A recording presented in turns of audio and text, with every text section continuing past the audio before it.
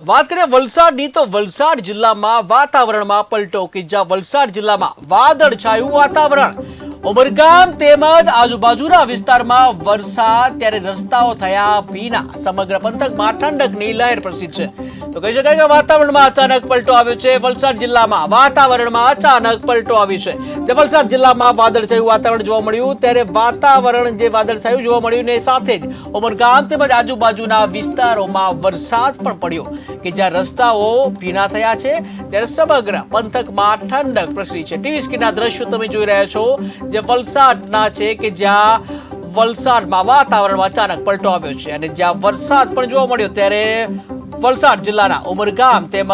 આજુબાજુના વિસ્તારમાં વરસાદ પડવાનો બન્યો છે ઘટના કે જ્યારે વરસાદ પડતા સમગ્ર પંથક છે સમગ્ર પંથકમાં ઠંડક જોવા મળી છે જ્યાં એક બાજુ કહી શકાય કે ઉનાળાની શરૂઆત થઈ ગઈ છે ગરમી પડવાની શરૂઆત થઈ ગઈ છે ત્યારે બીજી બાજુ વલસાડમાં જે વલસાડ જિલ્લાનું ઉમરગામ તેમજ આજુબાજુના વિસ્તારમાં વરસાદ પડતા પંથકમાં ઠંડક પ્રસરી છે।